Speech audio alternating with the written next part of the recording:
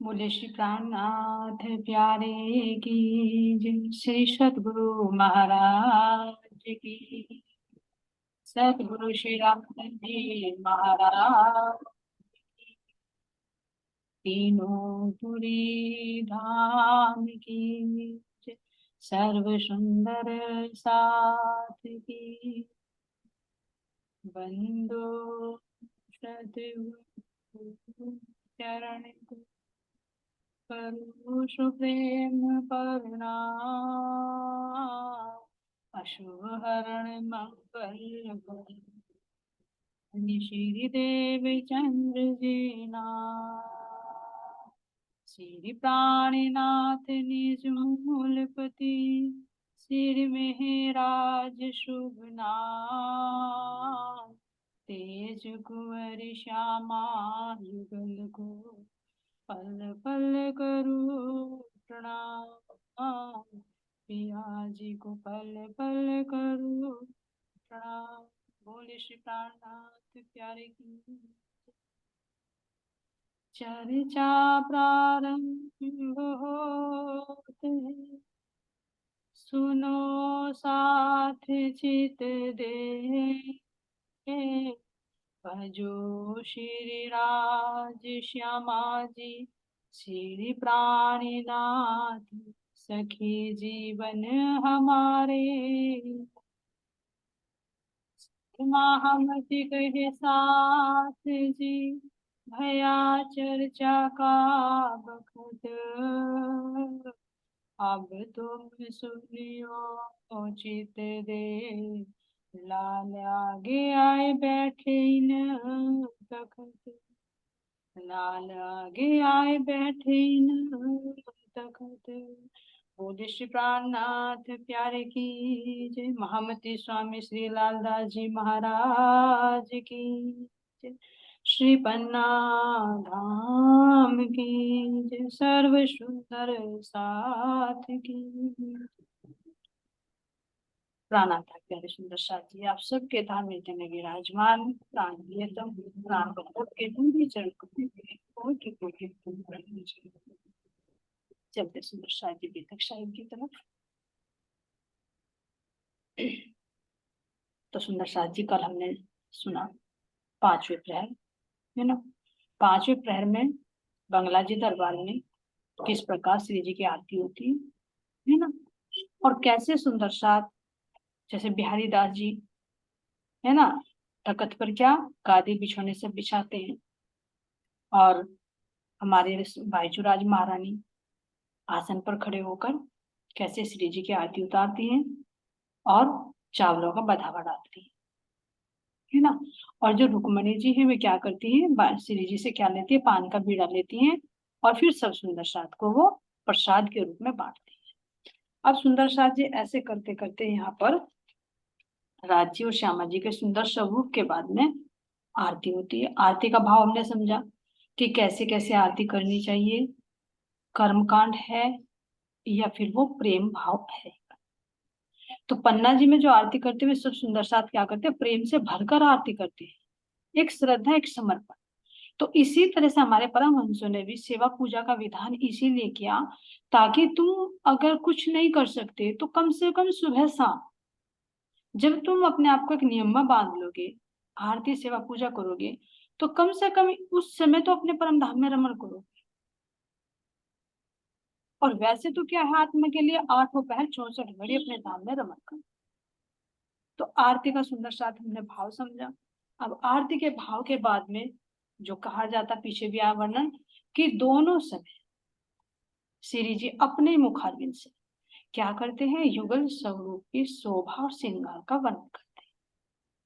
तो सुबह का स्वरूप अलग है और शाम का स्वरूप अलग है। क्यों? क्योंकि जब आरती करेंगे तो आरती करने के बाद वैसे तो आरती में भी 14 अंगों की आरती होती है यानी उसमें उनके सुंदर स्वरूप को देखना यहाँ का दीपक जलाकर ये तो होगी जाहिर आरती।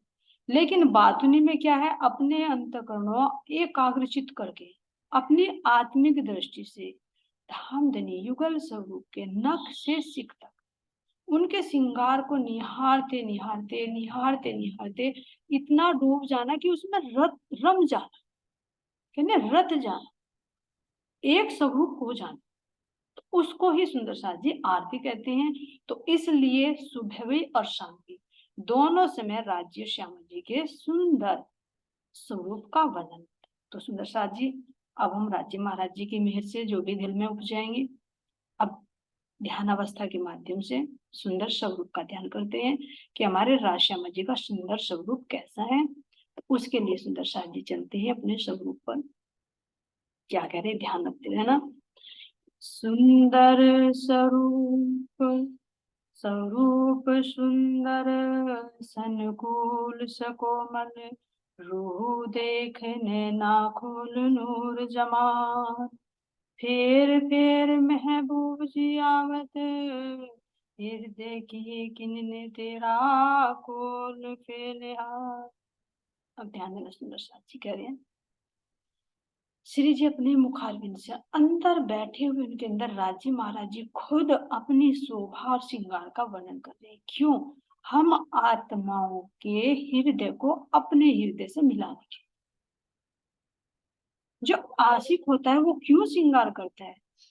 अपनी मासूका को रिझाने के, और उसको धामधनी सुंदर स्वरूप को धारण करके अब उसका वर्णन कर रहे हैं। क्या कह रहे हैं कि ये स्वरूप जो परम धाम में अखंड है, अनादि है, शाश्वत है, जिन्होंने खेल में आकर अनेक रूप धारण किए, लेकिन ये सब लय हो जाएंगे। जो अखंड परम धाम है वो हमेशा था, है और उसका वर्णन कर रहे हैं कि स्वरूप यानी अपना ही जो स्वरूप है वो कैसा है? सुंदर है। सुंदर का मतलब सुंदर साथ ये होता है कि जिसके हर एक अंग खूबसूरत, किसी भी चीज की कमी ना हो। यहाँ पर भी देखिए, अगर व्यक्ति कोई सुंदर हो लेकिन किसी भी अंग कोई भी डैमेज, चाहे आंख हो, नाक हो या काला रंग हो, तो उसको सुंदर नहीं कहा जाएगा। एक कलंक जरूर लग जाए कि भाई है तो बहुत सुंदर लेकिन थोड़ी सी आंख खराब है या नाक टेढ़ी है, ऐसा। लेकिन मेरे धाम धनी का स्वरूप ऐसा है सुंदर साथ जी कि किसी भी अंग में कोई कमी नहीं है, पूर्णात्म। तो इसलिए कह रही है क्या है? ये सुंदर है। जो हद में लगा ले या बेहद में लगा ले, उनकी बराबरी कोई भी नहीं कर सकता, अनुपम है, किसी से उपमा भी नहीं दी जा सकती। तो कह रही है स्वरूप सुंदर, और कैसा है? सनकूल। सनकुल का मतलब होता है प्रसन्नता से ओत। जब मेरे धाम धनी के हृदय में वो प्रसन्नता का सागर, आनंद का सागर लहरें लेता है, तो वो ही आनंद की लहरें अंगों में प्रकट होती है।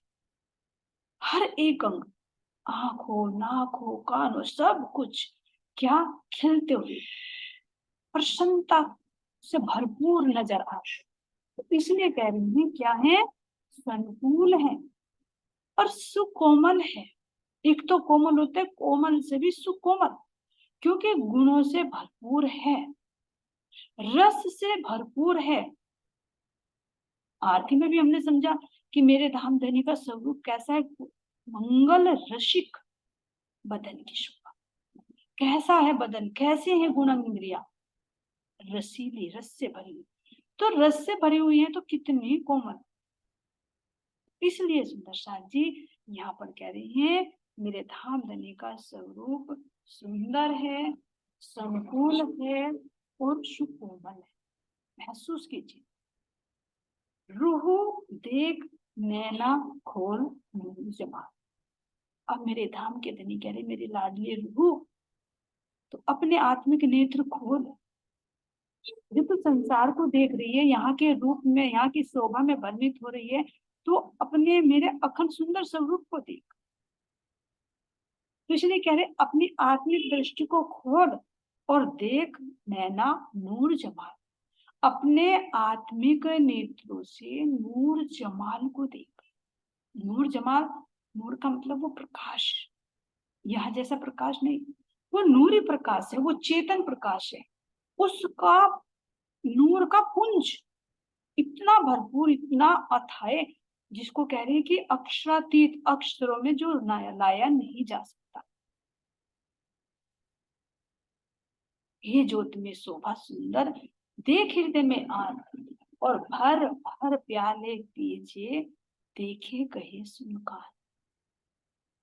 ए नूर में, जो नूर है मेरे धाम धनी का, इसी नूर में एक सुंदर स्वरूप नजर आता है, उसको महसूस कीजिए। तो कह रहे सुंदर साथ जी, खोल नैना खोल नूर जमाल।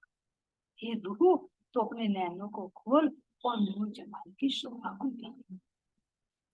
फेर महबूब जी आवत हृदय, किया किनने तेरा कौल फेल और हाल।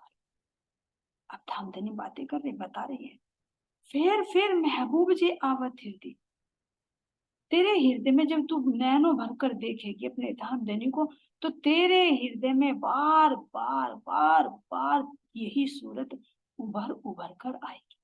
क्यों? क्योंकि अखंड हो जाएगी। और जब हृदय में अखंड हो जाएगी, तो फिर तो महसूस कर कि तेरा जो कौल फैल और हाल है वो कैसा होगा। क्योंकि जब तक हृदय में धामधनी की शोभा नहीं बसती, नहीं उनकी पहचान होती, तो देखो हमारी कथनी करनी और रहनी कैसी होती है, सब माया में लिप्त होती है। लेकिन जब हृदय में नूरे जमाल बस जाते हैं, तो कह रहे हैं कि तू विचार कर, तेरा खोल, तेरा फैल और तेरा हाल, जो ये परिवर्तित हो रहा है, कौन करने वाला? ये यही स्वरूप करने वाला। तेरी जो कहनी है वो भी क्या हो गई, अब परम धाम की। तेरी जो करनी कथनी है, वो कथनी भी तेरी क्या होगी, परम धाम की, क्योंकि जो हृदय में होगा उसे की कहेगी। और तेरी रहनी क्या होगी, कि तू रहते रहते जब तू जिसका चिंतन करेगी, वो गुण तेरे अंदर आने लगेंगे, तेरे हृदय में बार बार बार बार आनंद की वे हिलोरे उठने लगे। तो फिर तेरा कोल फैल और हाल, ये स्वरूप बदल रहा है। तो इसको देखो, यही बदल रहे हैं हमारे स्वरूप, और किसी में कोई वजूद नहीं है। अब सुंदर साथ जी वर्णन कर रही हैं, जामा जड़ाओ जुड़िया अंग जुगत सो, चारो हारो अंबर करे झलकार। अब कह रही हैं अपने प्राण प्रियतम के वक्ष स्थल पर आए हुए इस जामे को देखिए, जो श्वेत रंग का जामा है। कह रही है जामा जड़ाओ, सारे हीरे मोती माणिक सब कुछ इस जामे पर जड़े हुए हैं। श्वेत नजर आ रहा है, लेकिन इस श्वेत के अंदर ना सारे रत्न जड़े हुए हैं, सारे नगों का प्रकाश इसके अंदर झलकार कर रहा है। अब ये देखे कि बहुत बारीकी से देखिए कि श्वेत जामा तो नजर आ रहा है, लेकिन अलग से अगर छू कर देखोगे तो ये रत्न हाथ के छूने में नहीं आएंगे, इसके अंदर ही ये झलकार कर रहे हैं, जैसे धागे के अंदर ही होता है। लेकिन ये धागे का नहीं बना हुआ, ये जामा भी नूर का बना हुआ है। क्योंकि मेरे धामधनी के हृदय के अंदर जो नूर का सागर है, वो नूर का सागर बाहर प्रकट हो रहा है, तो वो ही नूर जामे के रूप में झलकार कर। और कैसा है जामा? पारदर्शी। जिस पारदर्शी जामे के अंदर से मेरे धाम धनी का गोर बदन झलकार करता, इस सुंदर शोभा को देखिए। तो कह रहे जामा जड़ाव जुड़िया अंग जुगत सो, जो मेरे धाम धनी के वक्ष स्थल से जामा जुड़ा हुआ, तो बहुत युक्ति से, जुगत से, कह रहे ना युगत, युक्ति लगाकर। क्यों युक्ति लगा? क्योंकि पहनना उतारना तो नहीं है, तो कैसे युक्ति से, कि अंदर से ही वो बाहर प्रकट होता है। और है तो श्वेत, लेकिन जैसे श्वेत के अंदर सारे रंग होते हैं ना, तो सारे रंग इस जामे के अंदर झलकार कर रहे हैं। इसलिए कह रहे हैं कि युक्ति से, बड़ी युक्ति से। यहाँ की बात ही नहीं कि चिपकाए गए हैं या सुई से टाके गए हैं, नहीं, ऐसी युक्ति, ऐसी युक्ति कि मेरे धाम धनी के हृदय से ही ये बाहर झलकार कर रहे हैं। इसलिए इनको पहनना उतारना नहीं कर सकते। तो कह रहे हैं कि जामा जड़ाओ जुड़िया अंग जुगत सो, चारों हार अंबर करे झलकार। जो मेरे धाम धुनी का जो ये वक्ष स्थल आया है ना, इस पर सुंदर 4 हार झनकार कर रहे। अब ये 4 हार सुंदर साजी मेरे धाम धनी के हृदय के जो है तो 8 सार है, लेकिन 4 श्यामा जी के हैं, 4 राज्य के हैं, तो ये चारों सागर हारों के रूप में बाहर प्रकट हो, सब रंग इसके अंदर झलक। और ये हार भी सुंदर साजी कितनी मीठी मीठी बातें करते, इनके अंदर से जो रंग जो तरंगे निकल रही है ना, उन तरंगों का वर्णन नहीं किया जा सकता। नृत्य करते हैं, जैसे जैसे धामधनी का हृदय धड़कता है, वैसे वैसे ये हार भी नृत्य करते हैं। और कहते हैं हम लोग क्या कहते हैं, इनकी बातों को सुनिए। कहे हार हम हेड़े पर अति विराजे अंगलाग, देत हक सुभान को ये कौन हमारे भाग। कितनी मीठी भाषा में हार बोल रही है कि हमारे कौन से बड़े भाग हैं कि हम धामधनी को हक को सुख दे रहे हैं। और हमारी शोभा को तो देखो कि हम धामधनी के वक्ष स्थल पर कैसे शोभाएंगे, क्योंकि ये हार भी क्या है, चेतन है, नूरी है। ये मेरे धामधनी के हृदय का ही प्रकाश है। तो वक्ष स्थल पर चारों हार कैसे झलकार कर रहे हैं, मानो इनकी ज्योति निकलकर आकाश की तरफ को जाकर पूरे परम धाम को यही प्रकाशित, और जाकर इतना हो जाता है, इतना हो जाता है कि जिनको सागर की उपमा देकर वर्णन किया मेरे धाम ने।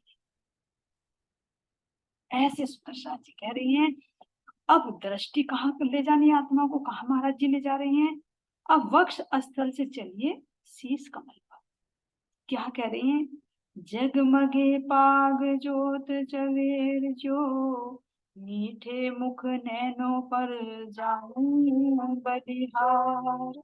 अब शीश कमल पर देखिए, कह रहे हैं जगमगे पाग जोत जवेर जो, जैसे जवाहरात होते हैं ना, ऐसे मेरे धाम धनी के शीश कमल पर सुंदर पाग झलकार करते, जिस पर अनेक बेल बूटियां दुगदुगी कलंगी कैसे चंद्रिका लटकी हुई, कैसे मोतियों की लड़ी लटकी हुई, और कैसे ये पल पल में रंग परिवर्तन। सुंदर सा मेरे पिया जी ने बांधी कमर पगड़ी, थोड़ी सिंदूरिया थोड़ी सी लाल पगड़ी, थोड़ी सिंदूरिया थोड़ी सी लाल पगड़ी।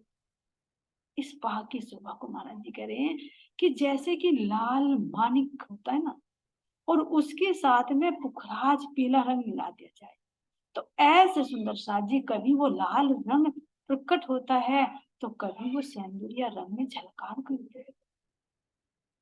ऐसे जवाहरात की भांति मेरे धाम धनी के शीश कमल पर ये पाग सुशोभित हो रही है। अब पाग को देखते देखते रूह कहाँ जाती है, मीठे मुख नैनों पर जाऊं बलिहार। मेरे धाम धनी का मुख मंडल कैसा है, बहुत ही सुंदर। हर एक अंग की शोभा को देखते देखते सर्वप्रथम कह रही हैं, नैनों पर जाऊं बलिहार। जो मुख मंडल पर मेरे धाम धनी के नेत्र आए हैं ना, कैसे अनियारे नेत्र, मोटे मोटे नुकीले नेत्र, चंचलता चपलता से भरे हुए, अत्यंत गंभीर, जिनमें सारे सागर लहराते हुए नजर आते हैं। ऐसे कह रहे हैं कि मैं अपने धाम धनी के इन नैनों पर मैं बलिहारी जाऊं, इस दृष्टि पर मैं बलिहारी जाऊं, जो दृष्टि मुझे सब कुछ दिखा रही, अपने दिल के सारे राज इन नेत्र रूपी झरोकों से दिखाकर मेरे धाम के दिखा मुझे धाम की भी, बेहद की भी और हद की भी सारी चीजों को मुझे दिखा रहे हैं। तो क्यों ना मैं ऐसे रसीले नेत्रों पर मैं बलिहारी जाऊं। इनके गुणों को देखते देखते इनके माध्यम से तुम्हें इनके हृदय में समा जाती है। ऐसे कह रही है, मीठे मुख नैनों पर जाऊं बलिहार। मुख कैसा मीठा, क्योंकि मेरे धामधनी मीठी रसना बोलते, मीठी वाणी बोलते हैं प्रेम से। अब वो मीठी वाणी, कितनी मीठी वाणी, क्योंकि अंदर जो है ना वो लाल रंग की जो रसना है, जो हमेशा रस से ओत प्रोत है, उसी का ही रस तो बाहर अधर पर आ रहा है। और उस रसीली रसना से, उन रसीले अधरों को स्पर्श करके जब वो मीठी वाणी प्रकट होती है ना सुंदर शादी, तो रूह का मन करता है कि इसको सुनती ही जाऊं, सुनती ही जाऊं, सुनती ही जाऊं। ऐसे मेरे धामधनी का मुखमंडल मधुरता से भरा हुआ है। अब कह रहे सुंदर साथ जी, लाल अधुर हसत मुख हरवटी। लाल अधर, अधर कैसे, लाल रंग की, कैसे जैसे कमल की पाखड़ी होती ना, इतने कोमल, इतने कोमल। और दोनों किनारों पे जब मिलते हैं कपोलों के पास में, तो कितनी सुंदर ऐसे लगती है मानो चार पाखड़ी एक दूसरे से अटैच हो रही।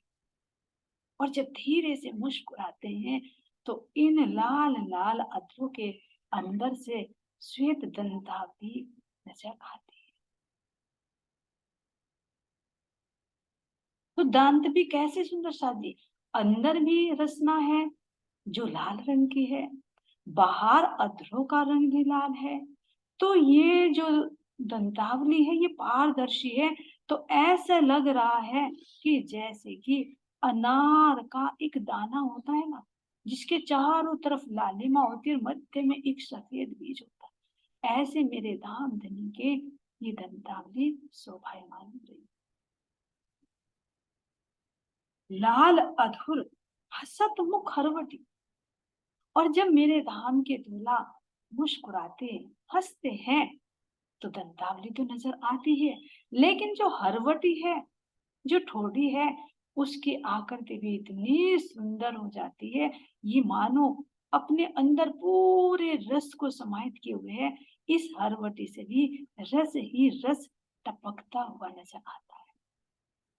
एक एक अंग की शोभा को देखकर उसको हृदय में महसूस कर, ये मेरे धामधनी की सुंदर शोभा है, जिसका वर्णन आज तक कोई नहीं कर सका। स्वयं धामधनी अक्षरातीत ही अपने सुंदर स्वरूप का वर्णन कर रहे हैं। किसके लिए?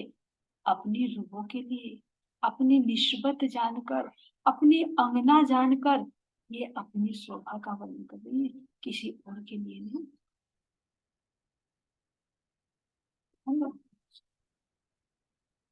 अब हरवटी को देखकर कहा, ये जो मुखमंडल के बिल्कुल मध्य में क्या है, नासिका, जो पूरे मुखमंडल की एक सिरदार सिरमौर नजर आ रही। कैसे सिरमौर, इसकी सुंदर शोभा को देखिए सुंदर सा जी, जो नासिका के ऊपर तिलक आया है ना, इसकी सुंदर और शोभा को देखिए, कितना सुंदर ये नासिका पर जो तिलक आया है ना, ये तो ऐसा लग रहा है मानो नासिका ने सुंदर हार पहन रखा हो। जो पीले रंग की सुंदर रेखा जो मस्तक सिर से लेकर नासिका के नीचे तक आई है, और चारों तरफ छोटी छोटी छोटी छोटी बिंदिया जगमग कर रही है सारे रंगों से। ये नासिका जो अंदर, जो हृदय में सारे सागर है ना, उन सागर का जो रस है, उस रस के अंदर जितनी भी खुशबू है, उस सारी खुशबू को ये बाहर प्रकट करती है। एक से बाहर प्रकट करती है तो एक से अंदर ले जाकर चेतना को उसकी अनुभूति कराती है। और इसी नासिका का जब प्रकट रूप होता है तो यही फूल बाग बनता है सुरेश। और फूल बाग ही नहीं, पूरे परम धाम के कण कण में, जर्रे जर्रे में क्या है, ये खुशबू है मेरे धाम की। तो जल में भी खुशबू है, तो कहां से आ रही है खुशबू? सारी इसी नासिका के माध्यम से बाहर। तो जब रूह को अगर ये सुगंधी आ जाए तो क्या इससे दृष्टि हटेगी? इसलिए रूह बार बार कह रही है नासिका पर मैं बलिहारी चाहती हूँ। और नासिका के ऊपर जो तिलक आया है, इस तिलक की सुंदर शोभा को देख देख कर तो मेरा मन इतना हर्षित होता है, मुझे पूरा परम धाम इसी के अंदर नजर आता है। इसके ऊपर देखती हूँ तो सुंदर नीलवत आग यानी गोर वन का माथा, जिस पर सुंदर लाल रंग की बिंदी इस पीली रेखा के बीच में लगी हुई है, और दोनों तरफ सुंदर भुई, जो नेत्रों के ऊपर आई हुई ना भुई, जिन भुइयों का एक भी बाल ऊपर नीचे नहीं, बिल्कुल सीक्वेंस। और जब धामधनी इनसे इशारे करते हैं ना, तो ये कह रहे हैं कि कितना काम करते हैं कि रूह के दिल को ये घायल कर देते हैं। ऐसे सुंदर मेरे धामधनी की भुई, और भुइयों के पास में ऊपर के साइड में देखे तो काले रंग के कितने सुंदर केस नजर आते, कितनी बारीकी से वर्णन करे सुंदर साथी। एक एक शोभा का इतनी बारीकी से क्यों वर्णन कर रही है? ताकि मेरी रूह के दिल में ये शोभा समा जाए।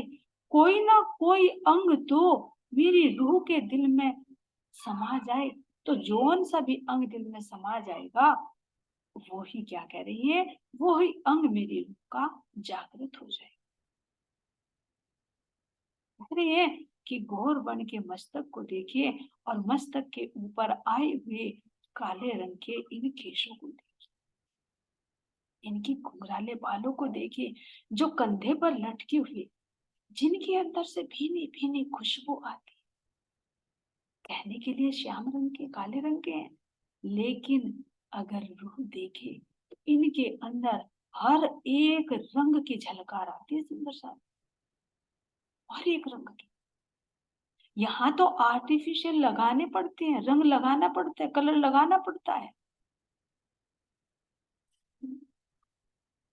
जब रंगों में खेलते हैं होली तो रंग बिरंगे बाल लगाए जाते हैं आर्टिफिशियल, लेकिन मेरे धामधनी के हृदय में जब सर्व रस सागर में जाते हैं तो केस भी कैसे सुंदर नजर आते हैं। ऐसे मेरे धामधनी के सुंदर केस है सुंदर साथ जी। तो कह रही है इन केसों की सुंदर शोभा को निहारती सरवण हुक्कड़।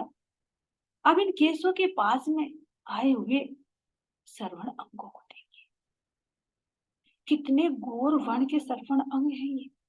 छू कर देखो, जब इनमें बाली पहनाई या झुमकी पहनाई तो कितने कोमल हैं, कितने चौकन्ने हैं ये, कितने गंभीर हैं ये। क्यों गंभीर है? क्योंकि हम लोगों की सारी बातों को बड़े चौकस होकर सुनते हैं, और इतने अलर्ट हैं कि तुरंत सुनी हुई बात को धनी के दिल तक पहुंचाते हैं। और जब दिल तक पहुंचाते हैं तो इन श्रवण अंगों के अधीन लगता है कि सारे ही अंग हैं।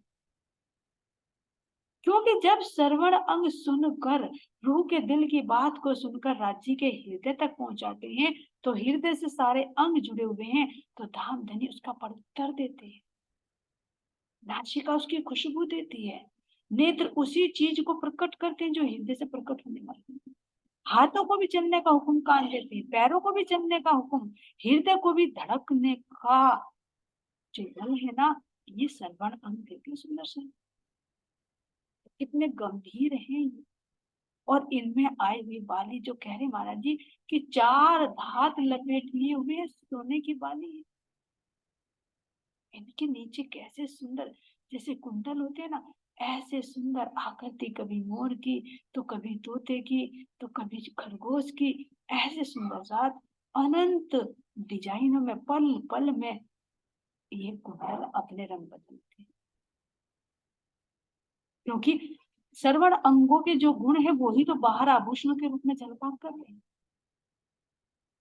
ऐसे इन श्रवण अंगों को देखें, और इनमें आए हुए कुंडलों को देखिए, वाणी को देखिए, और जब ये झलकार करते हैं, जब धामधनी अपनी गर्दन हिलाते हैं, तो ये कैसे नृत्य करते हुए कपोलों को छूकर फिर वापस चले जाते हैं, मानो धामधनी के कपोलों का ये रस पान कर रहे।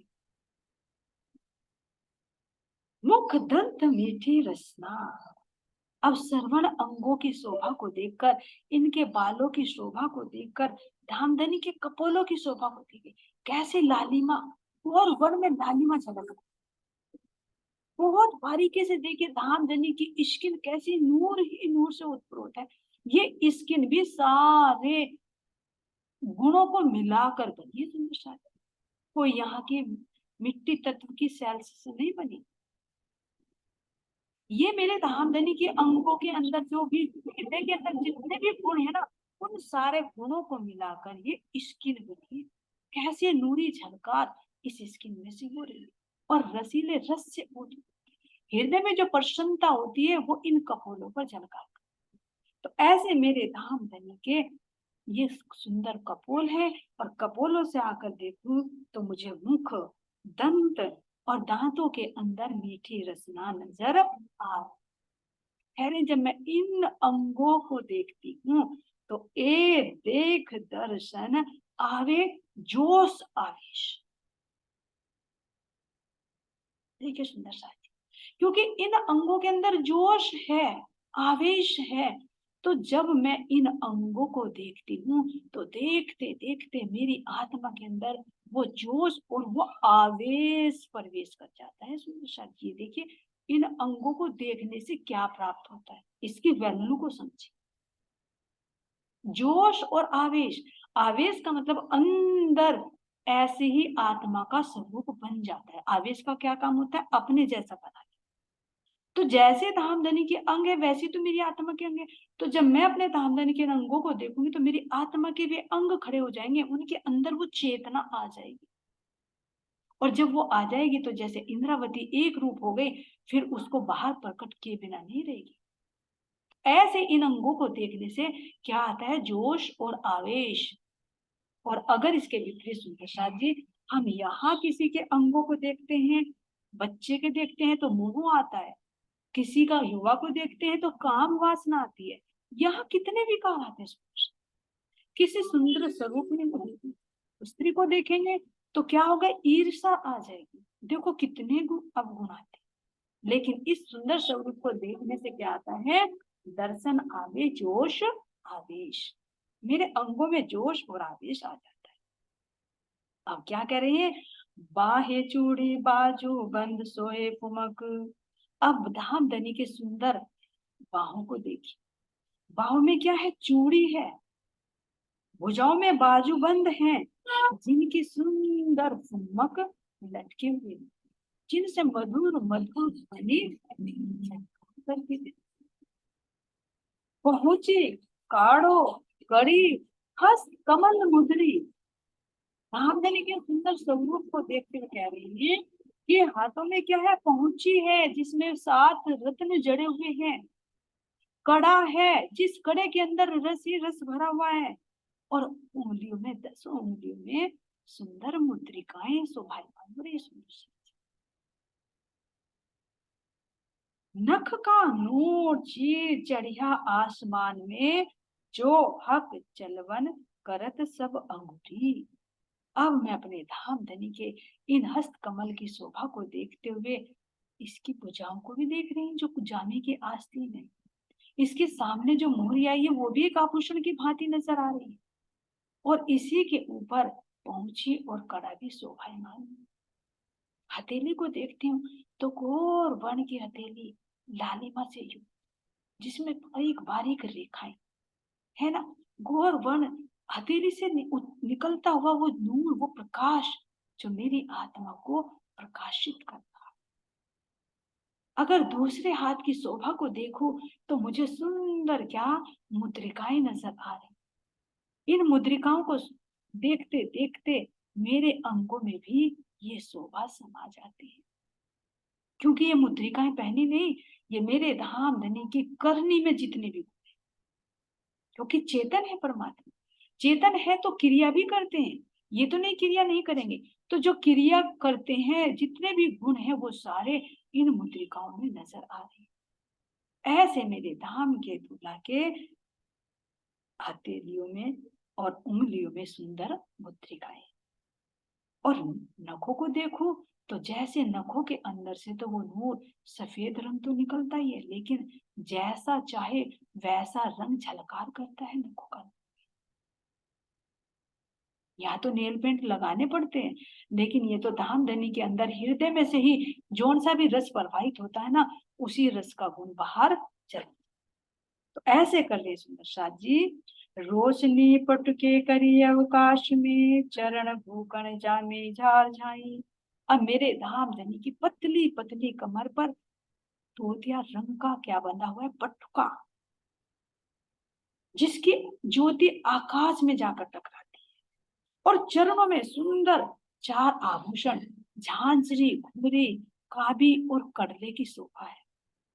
और सेंदुरिया रंग की इजहार, इस इजहार की मोरी को देखो, इसमें आई हुई चुन्नटों को देखो, तो इसी में ही समा जाने को दिल करता है। और इसकी मोहरी भी कैसी सुंदर, एक आभूषण की भांति झलकार कर रही। ऐसे मेरे धाम धनी के सुंदर चरण हैं, जिन चरणों के आभूषण भी मधुर मधुर ध्वनि कर रहे हैं।